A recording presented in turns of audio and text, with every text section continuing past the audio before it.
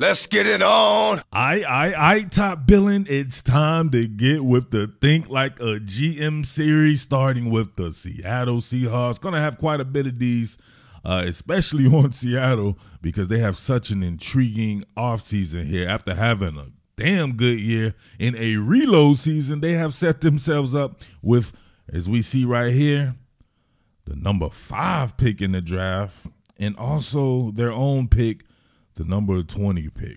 And they have several more that are very high-end premium in the subsequent rounds as well. But we'll focus on the number 5 pick mostly right now. I'm going to go through different scenarios over different videos. So please don't ask me about any other scenario, because I will be getting to a lot of these. Let's be real here. The offseason be long as hell. We be needing some content sometimes. So we'll get that done right here.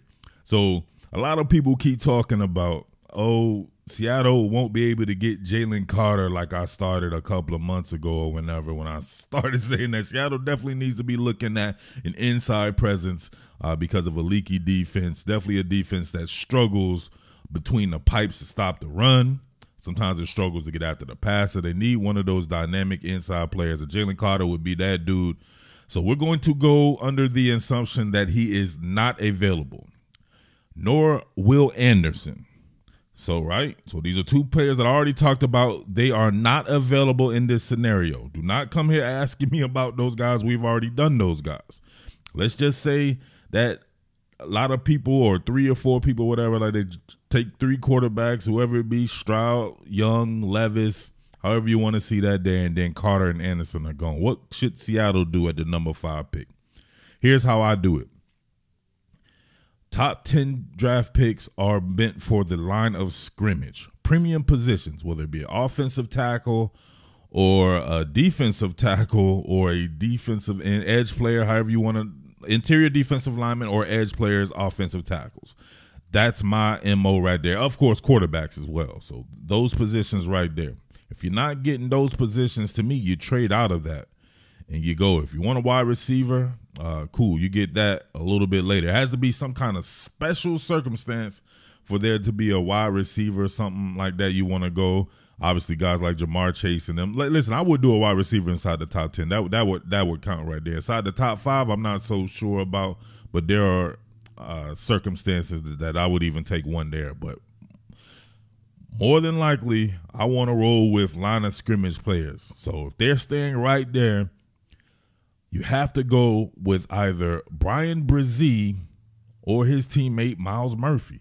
If Seattle was running a 4-3 defense, I would take Myles Murphy first. Myles Murphy is a guy that I would take number 1 overall in the draft. He is that damn dope. Bryan Bresee, dope as hell too. Height, weight, speed kind of guy, or quickness kind of guy. You wouldn't go wrong, I believe, going with him as well. Matter of fact, let's check this out. All right, Bryan Bresee here from out here in the mid-Atlantic at Damascus, Maryland, 6'5", 305. He is a sophomore, I guess, on this thing right here, but he's a junior. He's 3rd year on campus. The man was I want to say he was the number 1 overall player in his class, his recruiting cycle there. So, yeah, some good lineage there, some good pedigree coming out. Definitely been paying attention to this guy since he was in high school. I think he could be the goods. I think he's exactly what Seattle would covet right here, as we see. Not a big sack guy in college. I think that could change in the NFL, though. He's one of these guys I think hasn't reached his ceiling, or he hasn't reached his potential, but I think the NFL game will be a little bit better for him, especially if he goes to a place like Seattle. So you see here he had 3.5 sacks this year.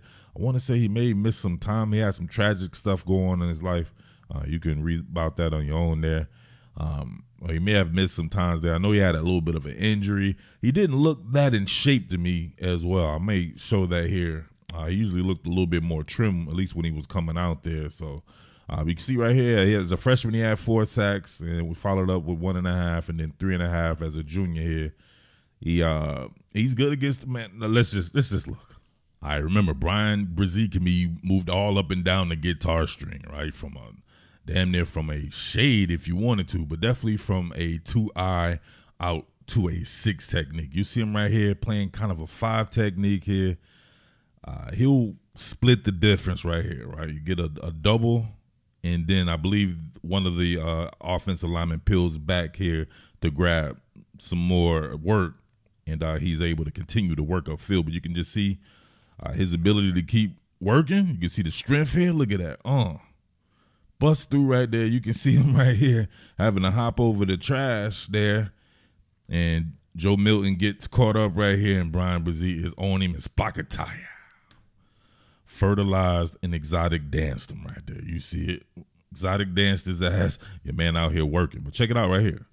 Comes and splits the difference. Right, you can see him working against traffic. He's not dead on arrival. He's going to keep working against double teams. It does not matter to him. But you can see him come open after continuing to work here. Just so happens one of his teammates falls. He's able to see that and jump over it and get after it. He's a guy who can play on the other side of the line of scrimmage, or he can peel back and chase down plays and everything. The guy is definitely a damn good prospect. All right, now check your man out, right? At a 2-eye. So you saw that before. Pressed out to the edges. Now he's on the interior. And look at him get skinny real quick. They couldn't get to him. And blocker, tie out again. Fertilizing. Everybody was fertilizing. Come on, man. Look at this. All right. Couldn't reach. All right. Trying to get those reach blocks there with that zone there. Couldn't reach him. He got too skinny.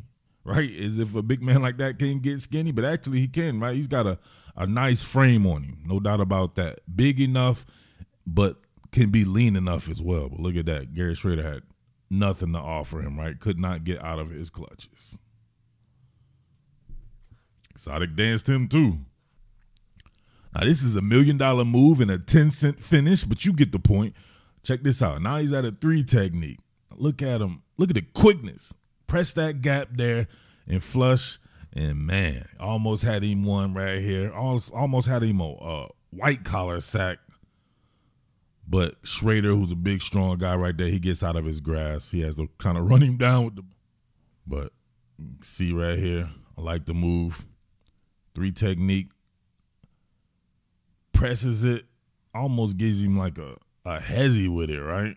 Straight going right there. My man's grasping for straws. Look at that. Doesn't even get a hand on him. You reach, I'll teach you. right there. Getting skinny, going through that A gap right there.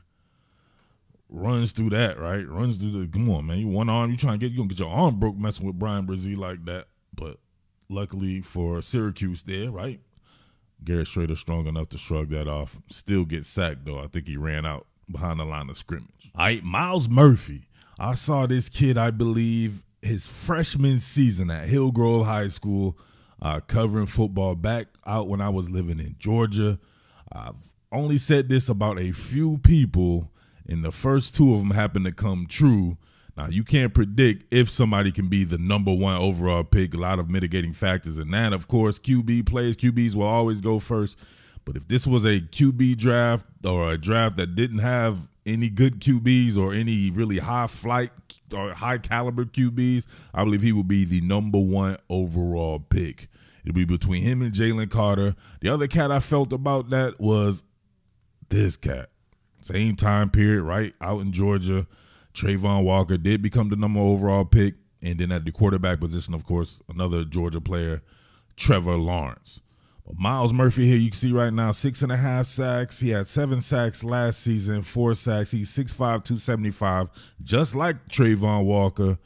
And, yeah, I would say he's a more natural pass rusher than a Trayvon Walker. Straight up. Trayvon Walker, probably a guy – I don't know. They're actually very similar. Trayvon probably a little more explosive of an athlete. Myles Murphy probably a little better football player and an explosive athlete as well. Myles Murphy is the straight-up goods. The only thing about him is I believe he fits a 4-3 defense. I'm not sure if he can stand up and be an outside linebacker, but he may be able to. I don't know. I would probably try to find out, or I would just figure out a way to play him and play him to his strengths.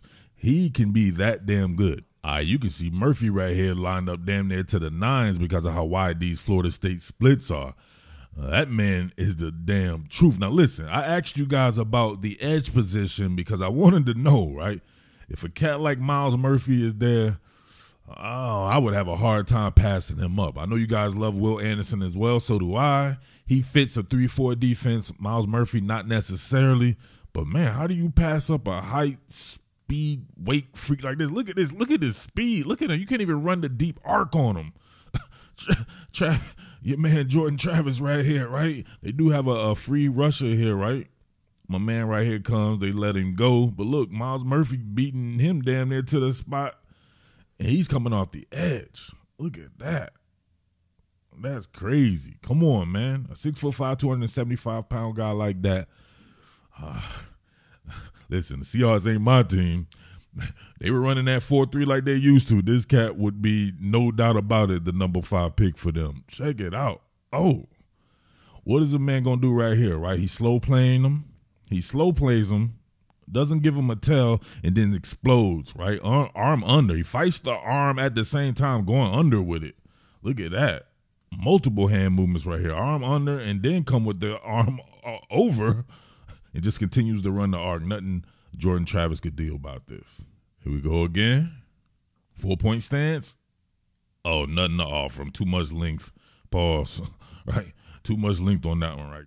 See him coming out. I love when they come out of the 4-point stance. You can see the pad level right there, changing the elevation on him. And look at him. He creates space with just the length right there to continue to run the arc. Look how long. Long arms of the law right here. Caught that man all up in his chest.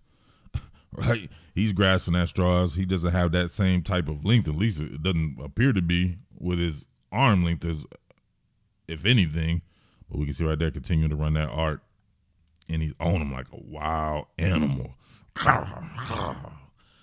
And what's Jordan Travis doing right here with his legs? Come on, man. Oh, he fumbled. That's what he was doing. Oh, like a strip sack. Oh, nice. She Rice from SMU. Now, he gave the Maryland Terrapins the business early in the season. I was like, oh, my God. He was unstoppable. He was doing it to Ja'Cory Bennett. And all these guys you'll probably see in the draft here. As we see, he had 11 catches for 193 yards in that game. He was on fire pretty much the entire season. Right? Nobody could really stop this cat. I like this cat. Remember I said Seattle should focus on getting a 1B to DK Metcalf. In case something happens to Metcalf in the game, you're not working with a bunch of just small receivers. You can get a guy who can do what DK does, and I believe Rashee Rice can do that. Not as tall as DK, right? A couple of inches shorter, but plays big. And, of course, 6'2", 205 pounds or whatever like that. He'll be physical. Need another physical receiver out there, somebody who can really, truly complement DK and in a Tyler Lockett. As a matter of fact, you can see him matched up against Ja'Cory Bennett right here. Look at that get off right there, taking inventory. Ja'Cory Bennett right up in his hip pocket. Ja'Cory Bennett's a pretty talented corner in his own right. Ja'Cory Bennett doesn't turn and locate though, and look at my man go up for the get up for the downstroke. Look at that, getting held and everything. All right, Seattle could definitely use a cat with some springs like this going up and absolutely. Oh my God, look how high he is procuring this bad boy, going up to get it, doing whatever it takes. Come on, man. Look at this. This was an incredible catch. He had several incredible catches in this game. He was stretching the field, all kinds of stuff right there, man. This is what Seattle needs. I'll get to more film on these guys and actual draft profiles. Just a couple of clips here in the Think Like a GM series just to get you guys thinking. All right, so remember, talking about line of scrimmage players with the top 5 pick. We can do we've already done the QB thing. We can get to that at another time. We're just concentrating on this right now. If they were not to have Geno or Geno went somewhere else, we could revisit that. Obviously, you probably will want to look at a quarterback right there, or maybe not. You know what I mean? It just depends on your flavor. But for this particular exercise, I'm just looking at line of scrimmage players, but specifically Bryan Bresee, Myles Murphy, Tyler Davis, and then a receiver at the 20th pick. Now, people are like, wow, a receiver?